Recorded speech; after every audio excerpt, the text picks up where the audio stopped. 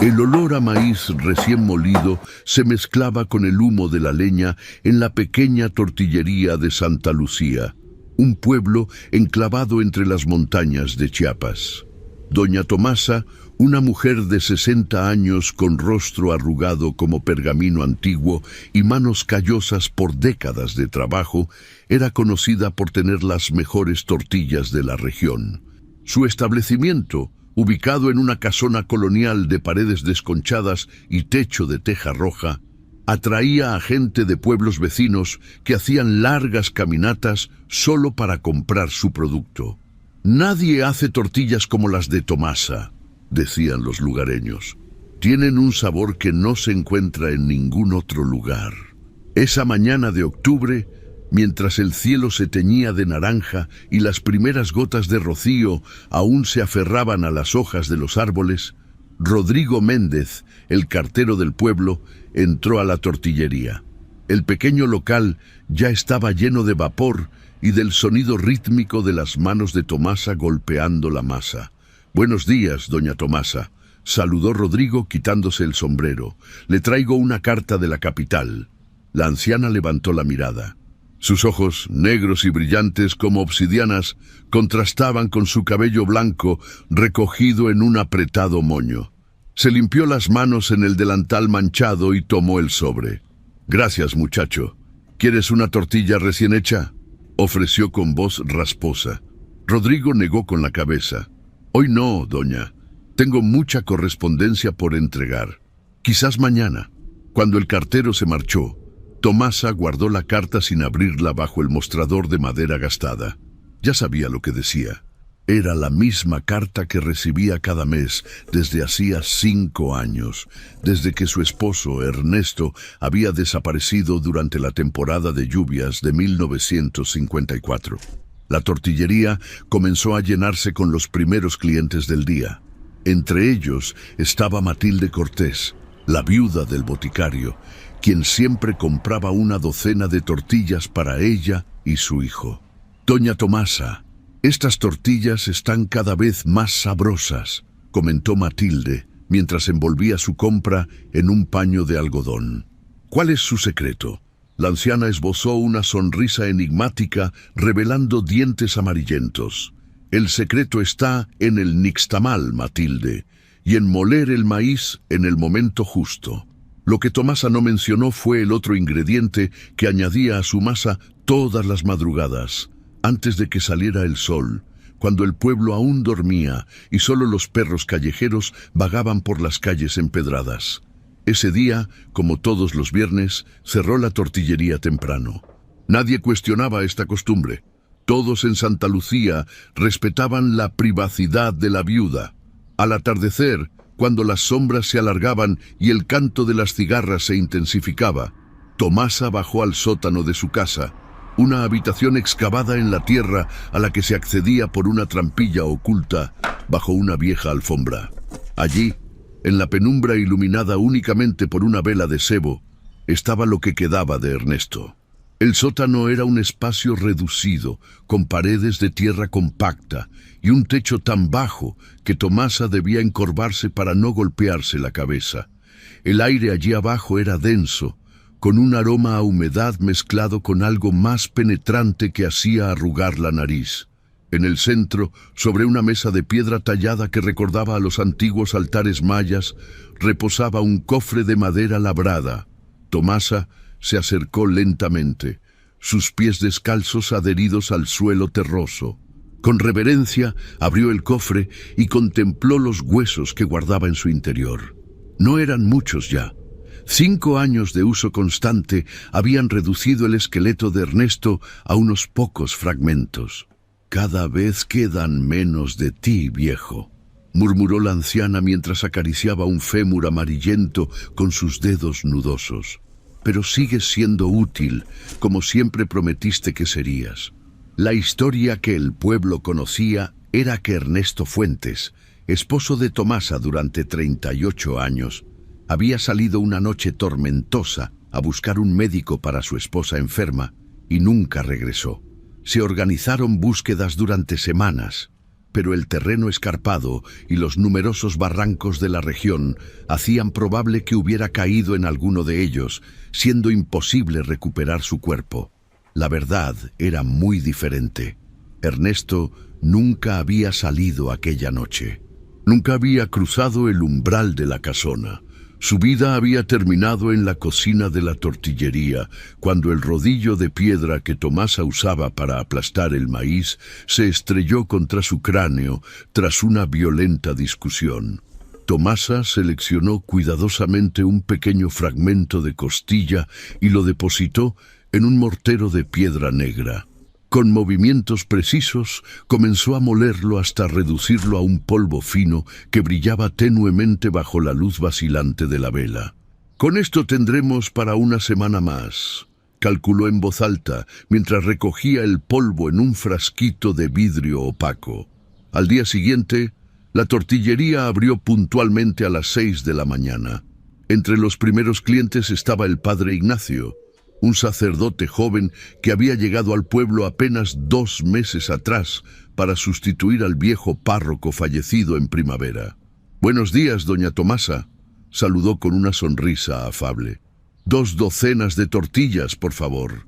Mientras Tomasa preparaba su pedido, el sacerdote observó con curiosidad el metate donde la mujer molía el maíz cada madrugada. «Es un metate muy antiguo», comentó. «Parece prehispánico. Lo heredé de mi abuela y ella de su abuela», respondió Tomasa sin levantar la mirada. «Ha molido maíz para 5 generaciones de mi familia». El padre Ignacio asintió, pero sus ojos seguían fijos en la piedra de moler. «He oído que sus tortillas tienen un sabor único. ¿Algún ingrediente especial?» Por un instante los movimientos de Tomasa se detuvieron. Luego continuó trabajando como si nada hubiera ocurrido. «Solo maíz, cal y agua, padre, y mucha paciencia».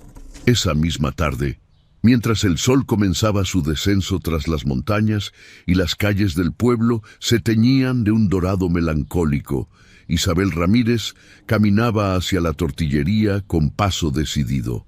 A sus 18 años recién cumplidos, era una de las jóvenes más hermosas de Santa Lucía, con su cabello negro como ala de cuervo y ojos color miel que parecían cambiar de tono según la luz.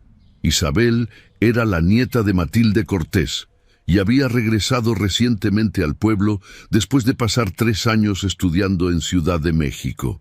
Traía consigo ideas modernas y una educación que la distinguía del resto de muchachas locales. También traía preguntas, demasiadas para el gusto de algunos habitantes que preferían que ciertas historias permanecieran enterradas.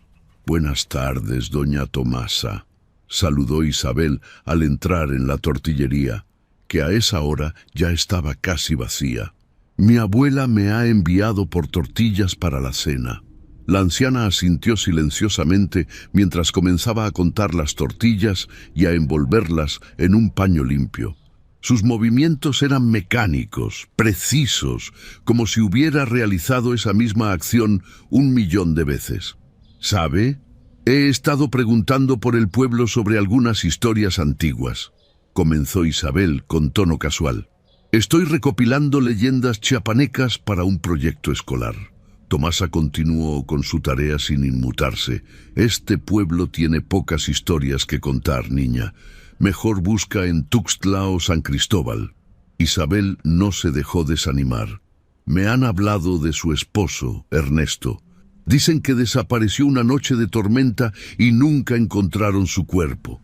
Los dedos arrugados de Tomasa se tensaron sobre las tortillas. Sus ojos, normalmente inexpresivos, se clavaron en el rostro juvenil de Isabel con una intensidad que hizo que la muchacha diera un paso atrás involuntariamente. «Las desgracias personales no son leyendas para tus tareas escolares», respondió la anciana con voz gélida. «Aquí tienes tus tortillas. Son 15 pesos». Isabel pagó y tomó el paquete, pero no se marchó inmediatamente. En lugar de eso, sus ojos recorrieron la pequeña estancia, deteniéndose en detalles que la mayoría de los clientes pasaban por alto. Las marcas en el piso de tierra apisonada, El desgaste irregular de la madera bajo el metate, las manchas oscuras en las juntas de las piedras que formaban la pared trasera. «Es curioso», dijo finalmente. «Mi profesor de antropología nos enseñó que los antiguos mayas creían que moler los huesos de los ancestros y mezclarlos con los alimentos transfería su fuerza a quien los consumiera». Una gota de sudor resbaló por la sien de Tomasa, a pesar del fresco que comenzaba a sentirse con la caída de la tarde. «Las supersticiones son para los ignorantes», cortó secamente, «y ya es hora de cerrar». Cuando Isabel finalmente se marchó, Tomasa cerró la puerta con más fuerza de la necesaria y corrió el pesado cerrojo. Con manos temblorosas, encendió una vela y se dirigió hacia la parte trasera del local. Allí, tras mover un barril de maíz, quedó expuesta la entrada al túnel que conectaba la tortillería con el sótano de su casa. Esa noche, Tomasa no durmió. Sentada junto al cofre abierto, acariciaba los pocos huesos que quedaban de Ernesto mientras susurraba en la oscuridad. «Pronto habrá que encontrar más ingredientes, viejo. Las reservas se acaban». La mañana siguiente amaneció cubierta por una densa niebla que se arrastraba entre las casas como un animal vivo. Era domingo y la tortillería permanecía cerrada, como dictaba la tradición. Las campanas de la iglesia llamaban a misa y prácticamente todo el pueblo se dirigía hacia la pequeña parroquia de piedra que dominaba la plaza central. Todos, excepto Tomasa. La anciana nunca asistía a los servicios dominicales, un hecho que generaba murmuraciones, pero que se aceptaba como una de sus muchas excentricidades. «Rezo a mi manera», era su única explicación cuando alguien se atrevía a preguntar. En lugar de eso, Tomasa aprovechaba los domingos para realizar tareas que requerían discreción. Esa mañana en particular, había decidido revisar el estado del sótano. Las últimas lluvias habían debilitado parte del muro norte y temía que la humedad pudiera afectar a lo que quedaba de Ernesto. Mientras inspeccionaba la pared afectada, un ruido proveniente de la entrada del túnel la paralizó. Pasos. Alguien se aproximaba por el pasadizo que conectaba con la tortillería. Tomasa apagó rápidamente la lámpara de aceite y se ocultó tras una antigua tinaja de barro, conteniendo la respiración. La trampilla se abrió con un chirrido y un haz de luz iluminó parcialmente la estancia. Una figura descendió con cautela por la escalera de mano. Cuando la persona encendió una linterna, el rostro de Isabel Ramírez quedó revelado. La muchacha recorrió el sótano con la mirada, deteniéndose en la mesa de piedra y en el cofre abierto. Con pasos lentos pero decididos, se acercó y observó los huesos expuestos. Algunas piezas ya reducidas a fragmentos. «Lo sabía», murmuró para sí misma. «Las marcas en esos huesos no son naturales. Han sido raspados sistemáticamente». Tomasa emergió de su escondite con la agilidad sorprendente que a veces muestran los ancianos cuando la adrenalina corre por sus venas. «No deberías estar aquí, niña entrometida», dijo con voz ronca, sobresaltando a Isabel, que giró bruscamente. Por un momento ambas mujeres se miraron en silencio, evaluándose mutuamente. La joven fue la primera en hablar. «Estos son los restos de su esposo, ¿verdad? No desapareció en ninguna tormenta. Usted lo mató». Tomasa no negó la acusación. En su lugar, una sonrisa inquietante se dibujó en su rostro arrugado. «Ernesto era un hombre cruel. Me golpeaba desde el día de nuestra boda. Durante 38 años soporté sus puños y sus insultos. La noche que murió, había amenazado con quemarme viva». Isabel mantuvo la compostura, aunque su respiración se había acelerado, y decidió convertirlo en ingrediente para sus tortillas. «Todo el pueblo ha estado comiendo». «No seas ridícula», interrumpió Tomasa con un bufido. «Solo uso una pizca, apenas perceptible, lo justo para dar ese toque especial que todos alaban». La joven retrocedió un paso, la repulsión evidente en su rostro. Esto es enfermizo. Toda la comunidad necesita saberlo. Los ojos de Tomasa se endurecieron. ¿Y qué crees que pasará cuando lo cuentes? ¿Piensas que te creerán? A la chica de la capital con ideas extravagantes. Para cuando consiguieras convencer a alguien, ya no quedaría evidencia. La mano arrugada de la anciana se deslizó hacia un rincón oscuro, donde una piedra de moler más pequeña pero pesada aguardaba. El padre Ignacio recorría las calles desiertas de Santa Lucía tras concluir la misa dominical. A diferencia de otros sacerdotes que habían servido en el pueblo, él prefería caminar entre las casas y conocer realmente a sus feligreses en lugar de encerrarse en la rectoría. Esta costumbre le había ganado el afecto de muchos, aunque también había quienes miraban con recelo su interés por las vidas ajenas. Sus pasos lo llevaron inconscientemente hacia la casa de doña Tomasa. Desde su llegada al pueblo, algo en aquella mujer había despertado su curiosidad. Quizás era su obstinado rechazo a pisar la iglesia, o tal vez esa mirada penetrante que parecía guardar secretos inconfesables. Al pasar frente a la vivienda, notó algo inusual. La puerta principal estaba entreabierta, balanceándose levemente con la brisa matinal. En un pueblo donde todos cerraban sus casas incluso para ir a la tienda de la esquina, aquello resultaba extraño. «¿Doña Tomasa?», llamó el sacerdote desde el umbral. «¿Se encuentra bien?». Solo el silencio respondió a su pregunta.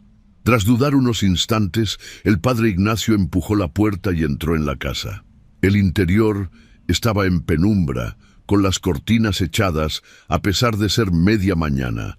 Un olor peculiar flotaba en el ambiente, una mezcla de humedad, hierro y algo dulzón que no logró identificar. ¿Hay alguien en casa? ¿Doña Tomasa? Avanzó por el pasillo principal, notando que algunas tablas del suelo crujían más que otras, como si hubieran sido removidas con frecuencia. Al llegar a la sala, su pie tropezó con una alfombra arrugada, revelando parcialmente los contornos de una trampilla en el suelo. La curiosidad pudo más que la prudencia. El padre Ignacio se arrodilló y levantó completamente la alfombra, dejando al descubierto una puerta de madera con un asa de hierro oxidado.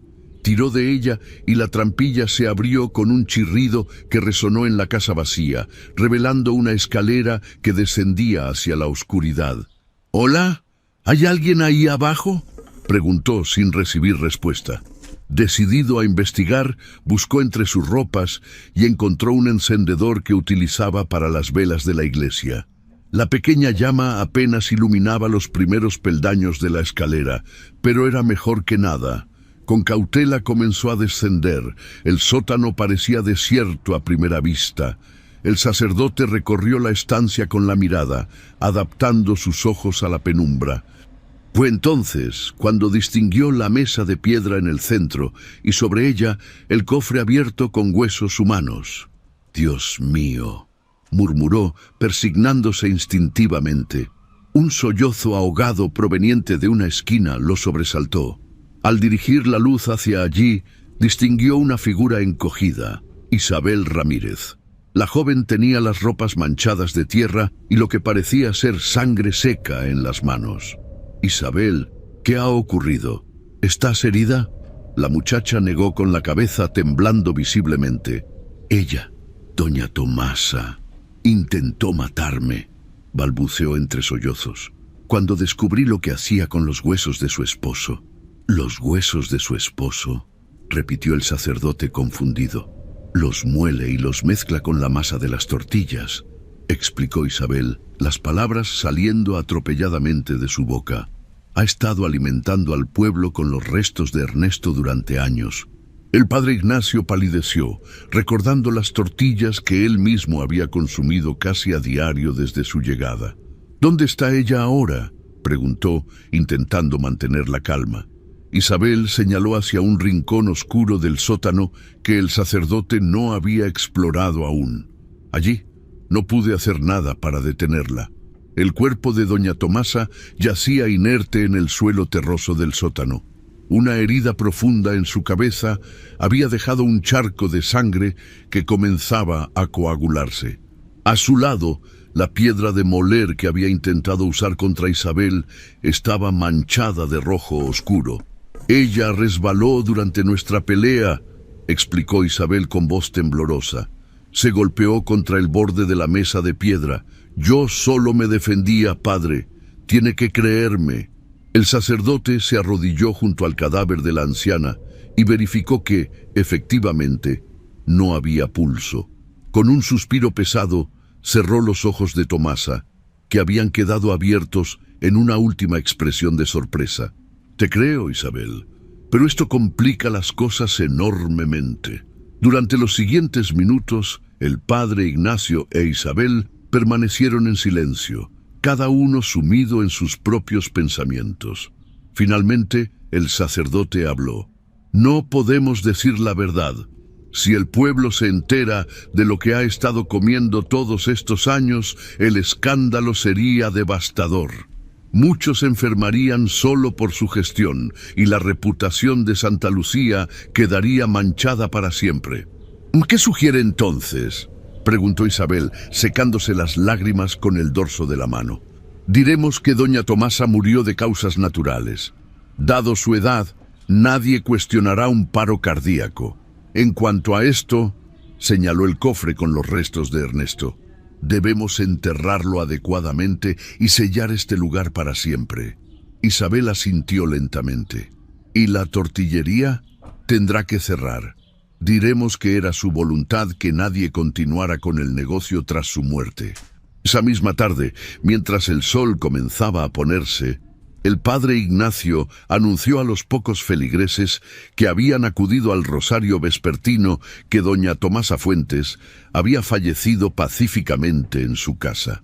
La noticia se extendió por Santa Lucía como fuego en un campo seco.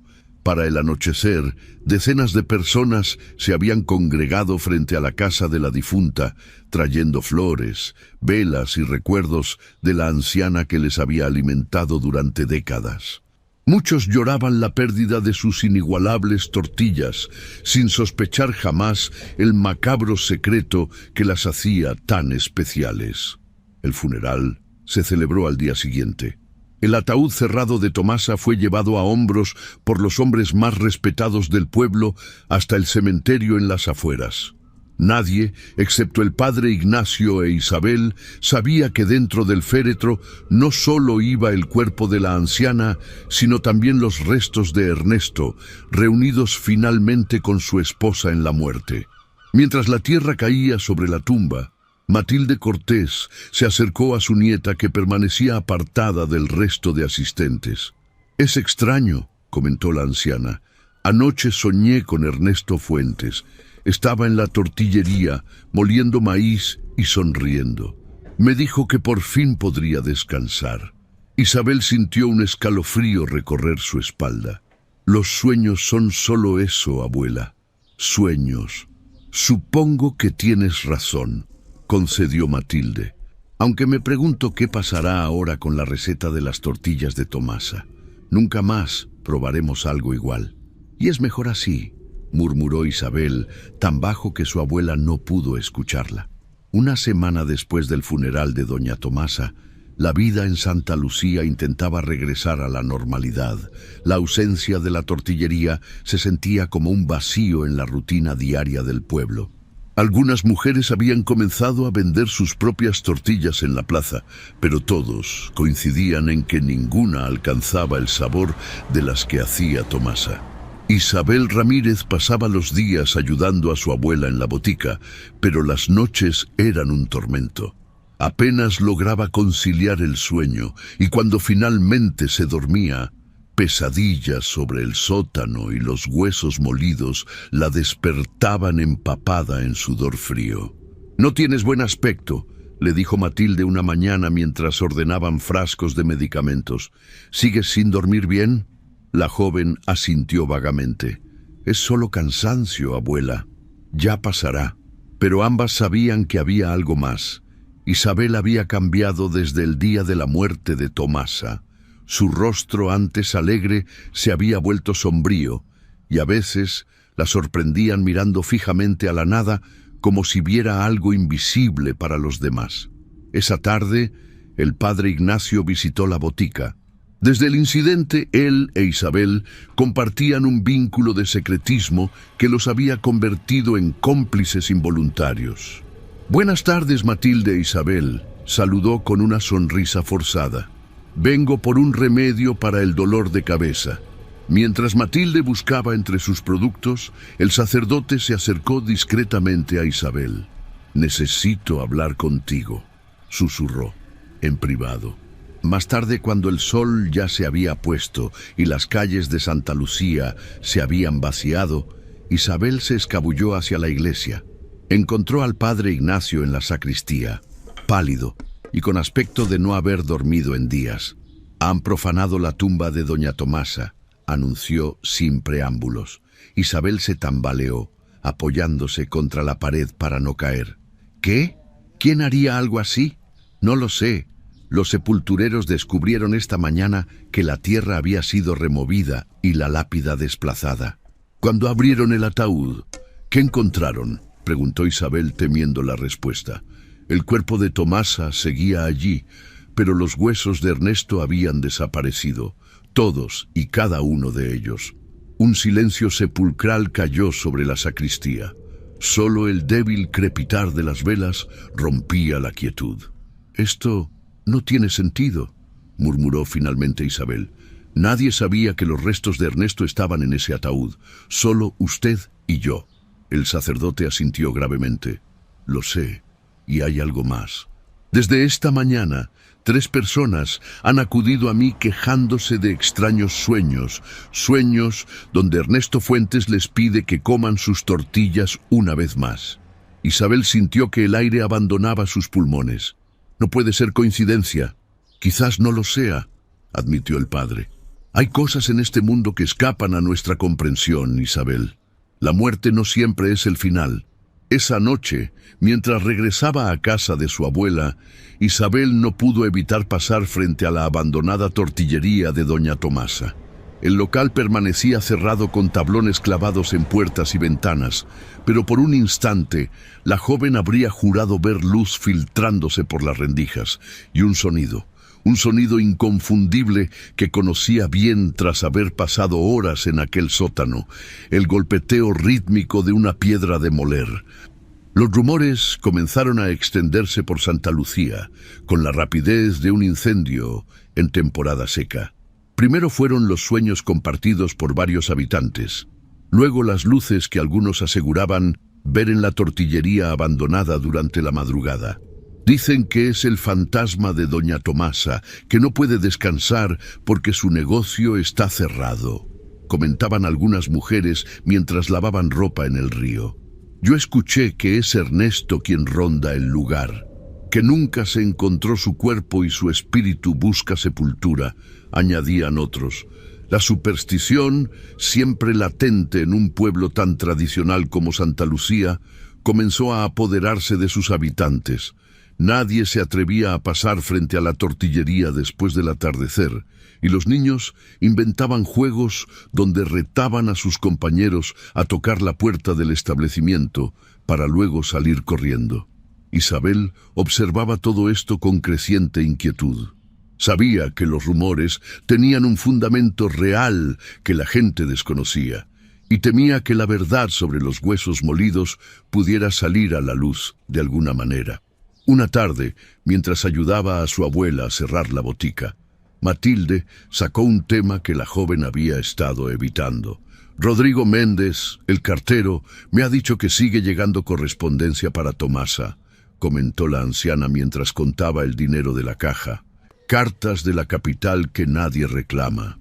Isabel fingió indiferencia. «Supongo que eventualmente las devolverán al remitente». «Lo curioso es que vienen sin remitente», continuó Matilde. «Solo el nombre de Tomasa y la dirección del pueblo, igual que las que recibía cuando vivía». La joven se tensó. «¿Sabes de qué trataban esas cartas?». Matilde negó con la cabeza. Tomasa nunca habló de ellas, pero recuerdo que comenzaron a llegar poco después de la desaparición de Ernesto. Esa noche, Isabel no pudo conciliar el sueño. Las palabras de su abuela daban vueltas en su cabeza junto con las imágenes del sótano y los huesos. ¿Y si las cartas contenían información sobre lo que realmente había sucedido con Ernesto? ¿Y si alguien más conocía el secreto? Incapaz de soportar la incertidumbre, se vistió en silencio y salió de la casa cuando el reloj del ayuntamiento marcaba las 3 de la madrugada. Las calles estaban completamente desiertas, envueltas en una niebla espesa que parecía tragarse el sonido de sus pasos.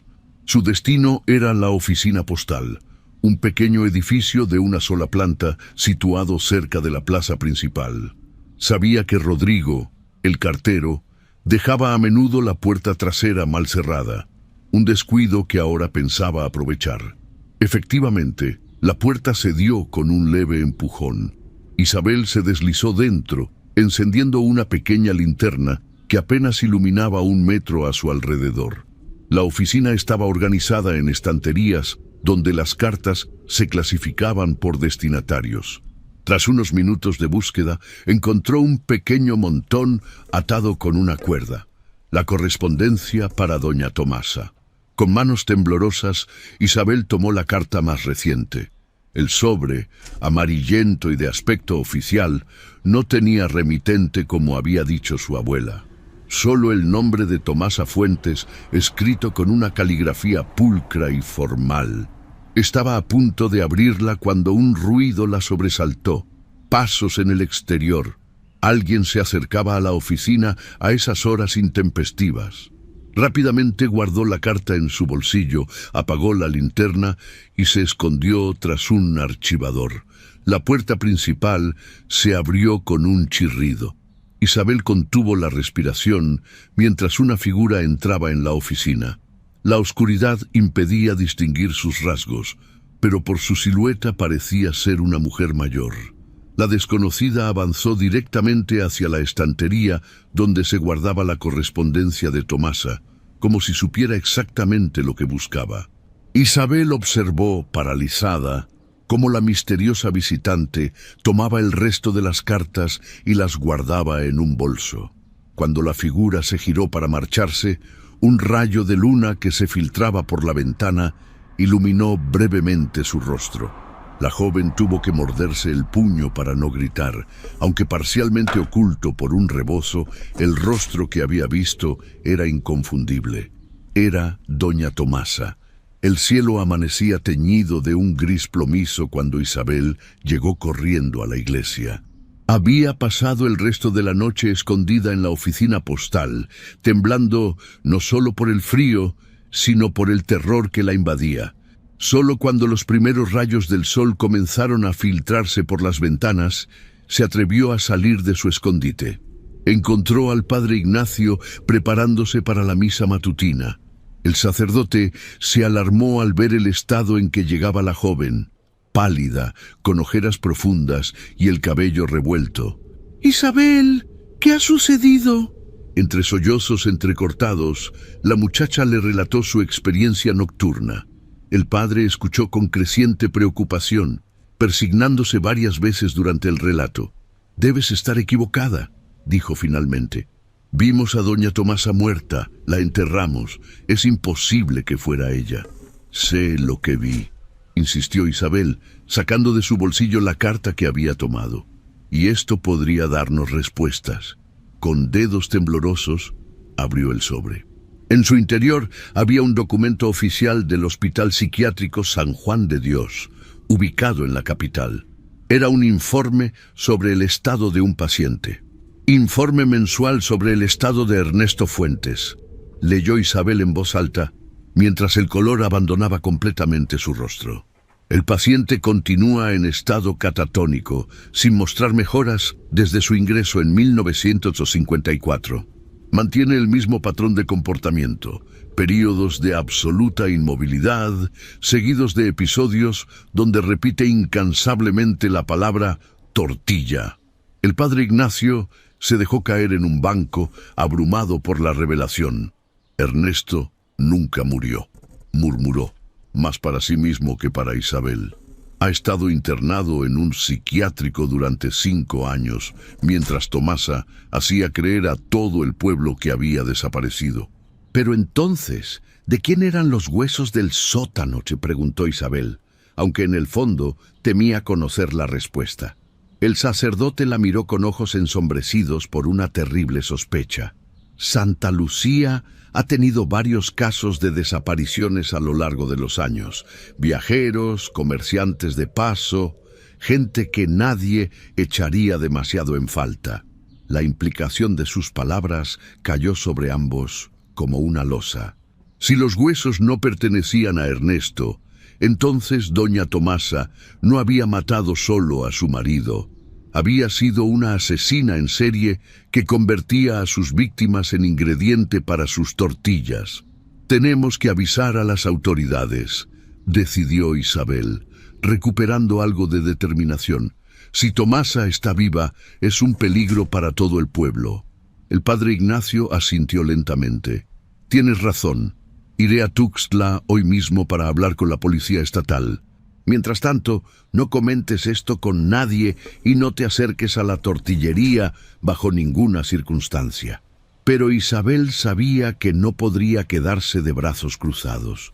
Si había visto a Tomasa la noche anterior, necesitaba pruebas concretas para cuando llegaran las autoridades. Pruebas que solo podría encontrar en un lugar. Así que esa tarde, mientras el padre Ignacio emprendía el viaje a la capital del estado, Isabel regresó al lugar donde todo había comenzado, la casa de doña Tomasa. La vivienda permanecía aparentemente abandonada, con polvo acumulándose en los muebles y telarañas en las esquinas. Con cautela, Isabel se dirigió hacia la sala, donde la trampilla que conducía al sótano seguía parcialmente visible bajo la alfombra arrugada. Al levantar la puerta, un hedor nauseabundo ascendió desde la oscuridad, un olor diferente al que recordaba, más intenso y putrefacto. Armándose de valor, encendió una lámpara de aceite que había traído consigo y comenzó a descender por la escalera. Lo que encontró abajo hizo que su sangre se helara. El sótano había sido reorganizado. La mesa de piedra ahora sostenía varios frascos de vidrio llenos de un polvo blanquecino, cuidadosamente etiquetados con fechas. En un rincón, parcialmente oculto tras unas cajas, un cuerpo en avanzado estado de descomposición yacía cubierto por una manta. Isabel se acercó con paso vacilante, cubriéndose la nariz y la boca con un pañuelo. Al retirar la manta, el rostro desfigurado del padre Ignacio quedó al descubierto. Un grito quedó ahogado en su garganta cuando una voz familiar habló a sus espaldas. «Nunca llegó a Tuxtla. Lo intercepté en el camino». Isabel se giró lentamente. Allí, al pie de la escalera, estaba doña Tomasa, viva, real y sonriendo, con una expresión que helaría el alma del más valiente. «Bienvenida de nuevo, niña curiosa», dijo la anciana mientras cerraba la trampilla tras ella. «Llegas justo a tiempo para ayudarme con la molienda». El amanecer del día siguiente llegó a Santa Lucía con una noticia que conmocionó al pequeño pueblo. La tortillería de doña Tomasa había reabierto sus puertas. Los primeros en notarlo fueron los madrugadores que pasaban frente al local camino a sus labores en el campo. El olor inconfundible del maíz recién molido flotaba en el aire y el sonido rítmico de las palmas aplanando la masa se escuchaba desde la calle. Al principio nadie se atrevió a entrar. Los rumores sobre luces y sonidos nocturnos habían creado un halo de superstición alrededor del establecimiento, pero la curiosidad pudo más que el miedo, y poco a poco los clientes habituales comenzaron a acercarse. Lo que encontraron les dejó boquiabiertos. Detrás del mostrador no estaba doña Tomasa, sino Isabel Ramírez. La joven lucía diferente. Su mirada antes vivaz se había apagado y sus movimientos antes ágiles y enérgicos, ahora eran metódicos y precisos, casi mecánicos. «Buenos días», saludaba a cada cliente con una voz monótona. «¿Cuántas tortillas va a llevar hoy?». Matilde Cortés fue una de las últimas en enterarse. Cuando llegó a la tortillería, encontró una pequeña multitud formada para comprar. Su nieta la atendió con la misma frialdad con que trataba al resto de clientes. «Isabel, ¿qué significa esto? ¿Por qué has reabierto el negocio de Tomasa sin consultarme?». La joven apenas levantó la mirada de la masa que trabajaba con sus manos. «Alguien tenía que continuar la tradición», respondió con voz distante. «Las tortillas de doña Tomasa son demasiado especiales para dejar que la receta se pierda». «Pero, hija, ¿y tus estudios? Dijiste que querías volver a la capital después del verano». «He cambiado de opinión. Mi lugar está aquí, en Santa Lucía». La conversación fue interrumpida por la llegada de más clientes. Matilde, preocupada por el extraño comportamiento de su nieta, decidió esperar hasta la noche para hablar con ella con calma. Sin embargo, Isabel no regresó a casa esa noche, ni la siguiente. Había comenzado a dormir en la antigua vivienda de doña Tomasa, según explicó brevemente a su abuela cuando ésta fue a buscarla, preocupada por su ausencia. «Es más práctico así», dijo mientras barría el suelo de la tortillería. «Tengo que levantarme muy temprano para preparar la masa». «Ese lugar no es adecuado para ti», insistió Matilde. «Está lleno de recuerdos de la difunta». «¿Y qué ha pasado con el padre Ignacio?». «Dijo que iría a Tuxtla, pero nadie ha sabido nada de él desde hace días». Isabel se encogió de hombros. «Seguramente tenía asuntos que atender en la capital. Volverá cuando sea el momento». Los días se convirtieron en semanas. La tortillería prosperaba bajo la dirección de Isabel, y pronto los habitantes de Santa Lucía olvidaron sus temores iniciales. Las tortillas seguían siendo igual de deliciosas que siempre, con ese sabor único que doña Tomasa había hecho famoso. Nadie prestó atención al hecho de que, ocasionalmente, personas de paso por el pueblo desaparecían sin dejar rastro, ni a las noches en que Isabel era vista cargando pesados sacos desde la parte trasera de la tortillería hasta la casa. Y ciertamente nadie conectó estos sucesos con el sabor cada vez más intenso de las tortillas.